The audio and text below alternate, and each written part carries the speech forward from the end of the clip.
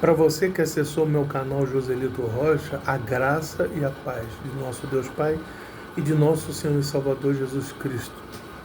Por isso, sempre, se você não é inscrito, se inscreva, dê seus likes, compartilhe, faça comentários e ajude a movimentar este conteúdo no algoritmo do YouTube, para cumprirmos aquilo que o Senhor Jesus diz em Marcos, Evangelho de São Marcos, capítulo 16, verso 15, e de pregar o Evangelho a toda criatura. Deus não faz acepção de pessoas, que a mensagem desse Evangelho atinja ao número máximo de pessoas segundo a vontade de Deus, em Cristo Jesus, através do seu Espírito Santo.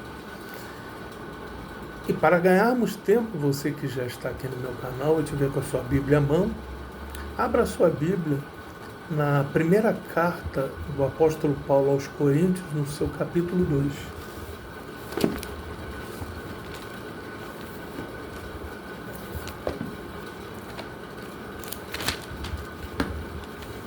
Primeira Coríntios, capítulo 2. Os versículos que nós vamos ler aqui é o versículo 8, 9 e 10. A palavra do Senhor diz assim: o qual nenhum dos príncipes desse mundo, algumas versões está, governantes desta terra, conheceu.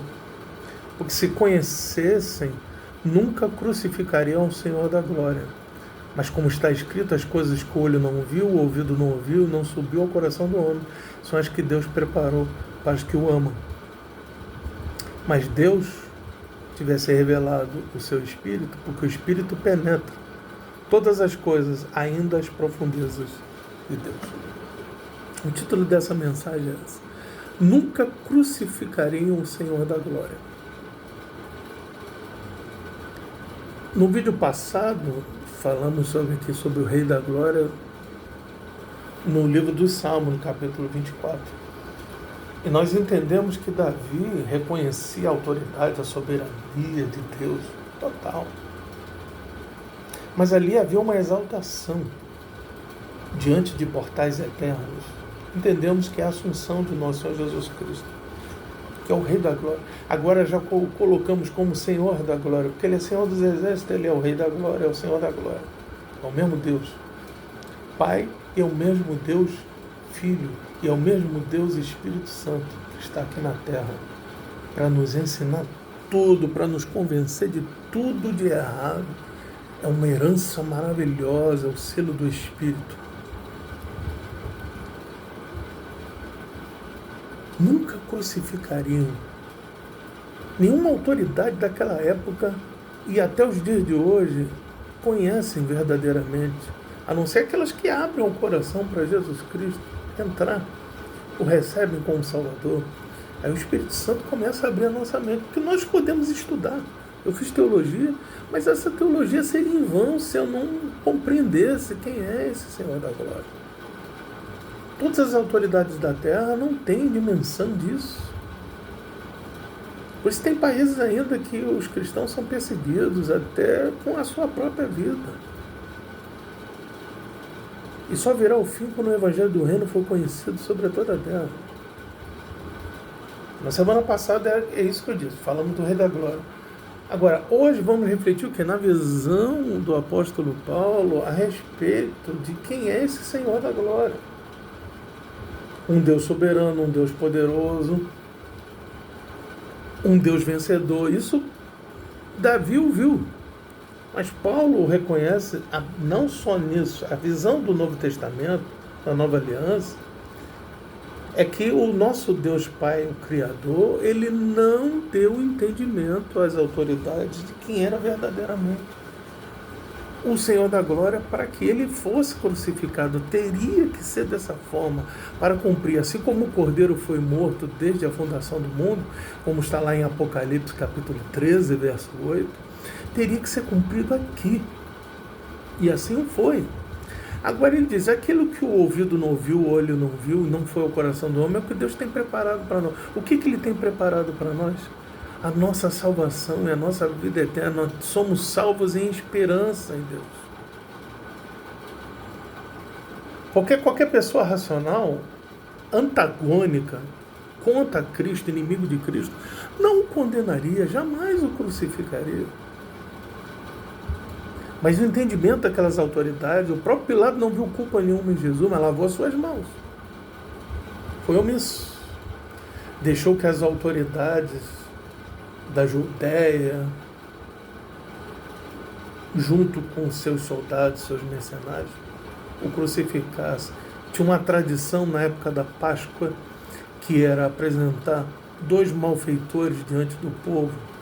Um continuaria preso ou seria condenado à morte, o outro seria solto. O povo pediu a soltura de Barrabás e ainda disse em relação a Jesus: crucifica.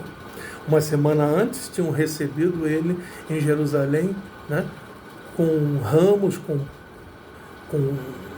exaltação. Ele veio num burrinho falando Hosana ao filho de Davi, e uma semana depois estava pedindo a crucificação dele. Mas tudo isso era para se cumprir. Jesus cumpriu os salmos, os profetas, cumpriu toda a lei de Moisés,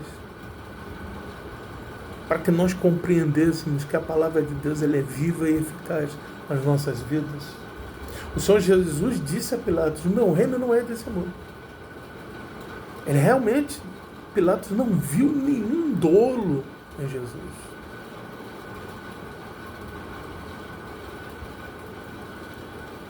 A palavra do Senhor em Colossenses 1, de 13 a 23, que nós vamos ler aqui,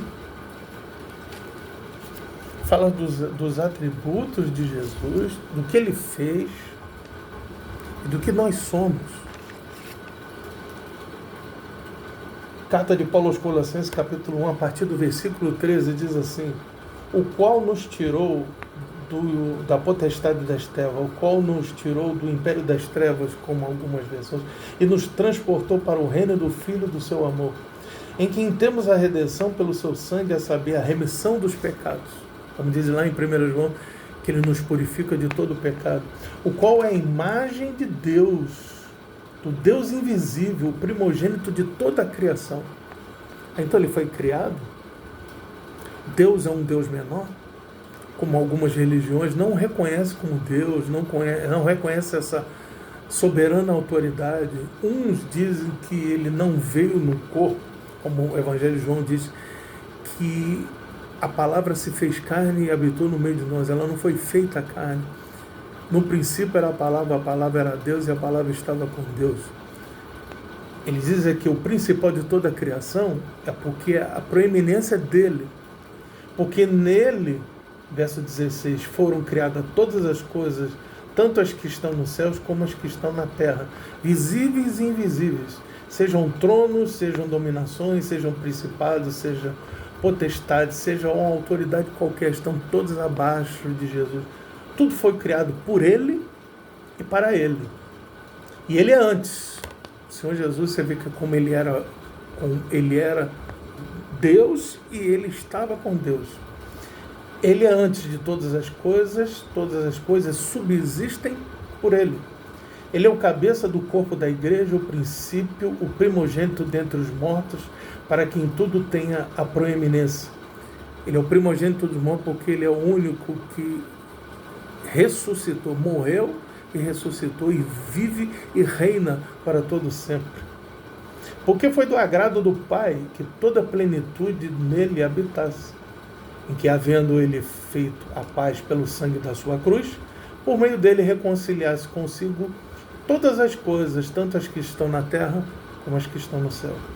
E a vós também, que noutro tempo eram estranhos, inimigos no entendimento das vossas obras más, agora contudo vos reconciliou no corpo da sua carne, para que pela morte perante ele vos apresentamos santos, irrepreensíveis e sem culpa, se na verdade permanecemos fundados e firmes na fé, e não nos volverdes da esperança do Evangelho que temos ouvido, pelo qual foi pregado a toda criatura que há debaixo da terra e do céu, do qual eu, Paulo, fui feito ministro. Então você vê, olha aqui, ele é o primogênito dentre os mortos, ele é a imagem do Deus invisível. Ele é o primogênito de toda criatura, tudo foi feito por Ele e para Ele, tudo subsiste a Ele, Ele está acima de tudo, de toda autoridade espiritual e humana, pelo sacrifício, pelo sangue do corpo da sua carne, nós somos santos, irrepreensíveis, sem culpa. Em Hebreu diz que nós somos perfeitos. Mas se permanecermos nesta mesma fé e ficarmos firmados nela, tudo foi reconciliado. Toda a criação foi reconciliada. Toda a criatura foi reconciliada. Por isso que toda a criação geme, como diz lá em Romanos 8, aguardando a expectativa da manifestação dos filhos de Deus, a manifestação da volta de Cristo. Porque alcançamos essa redenção, mas toda a criatura não humana, toda a criação, todo o cosmos tem que ser também remido. E só será na vinda do nosso Senhor e Salvador Jesus Cristo.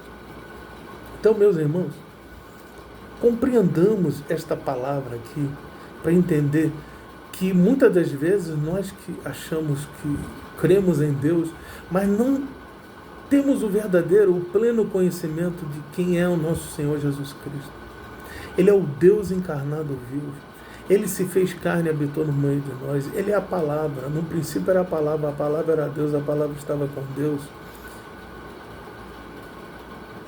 O que o ouvido não ouviu, o olho não viu e não veio ao nosso coração, é o que Deus tem preparado para nós, a nossa salvação e vida eterna. Este corpo aqui peca, este corpo erra.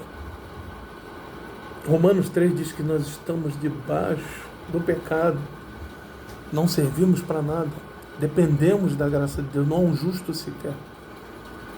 Paulo diz em Romanos 7, no final, ele diz assim: o bem que eu quero eu não faço, o mal que eu não quero eu acabo fazendo. Sirvo a lei de Deus com a minha mente, com o meu entendimento, mas a lei do pecado ao meu corpo, aos meus membros. Ainda se desespera, quem me livrará dessa condenação? Mas o capítulo 8 ele diz: nenhuma condenação há para os que estão em Cristo Jesus, que andam segundo o Espírito, mas não andam segundo a carne. O Espírito é a carne, guerreiro, fruto do Espírito e obras da carne, até o dia que nós saímos dessa terra. Seja estamos dormindo no Senhor, que ressuscitaremos primeiro, ou vivos na sua vinda, nossos corpos serão transformados. É não abrir e fechar de olhos. Então, enquanto estivermos aqui como carne e sangue, somos pecadores, mas lavados e remidos pelo sangue do Cordeiro. Como Paulo diz, dos pecadores eu sou o principal. Nós temos consciência disso. Mas nós temos a esperança do Evangelho, a esperança da nossa salvação em Cristo Jesus. Espero que essa palavra tenha aberto tua mente. Dou um conselho que me deram há muitos anos atrás. Quando lê a palavra, peça ao Espírito Santo que abra o entendimento. O Espírito de Deus, como diz em João 16, nos convence do pecado, do juízo e da justiça. As palavras que foram ministradas aqui hoje, a palavra-chave, o texto base, 1 Coríntios, capítulo 2, versículo de 8 a 10. Lemos também Apocalipse 13, verso 8. Lemos também Colossenses 1, de 13 a 23. Que esta palavra tenha abençoado a todos, por isso digo, se inscrevam no meu canal, se já é inscrito, dê likes, compartilhe, faça comentários. Que este conteúdo ajude no evangelismo. O objetivo é esse, pregar o evangelho a toda criatura. Amém? Deus abençoe a tua vida, a tua casa, a tua família, as causas que você coloque diante de Deus. Seja você um cristão batista, um luterano, um presbiteriano, seja você um metodista, você um assembleano, ou da congregação cristã do Brasil, ou seja um renovado batista, presbiteriano ou metodista, ou seja um neopentecostal, da Igreja Universal, das igrejas judaizantes, da Internacional da Graça, da Igreja Cristo Vive, seja você católico, seja você ortodoxo, seja você cristão oriental, seja você um espírita, um espiritualista, seja você um agnóstico ou ateu, ou que tenha simpatia a esta palavra, que Deus abençoe a todos, na esperança da salvação em Cristo Jesus.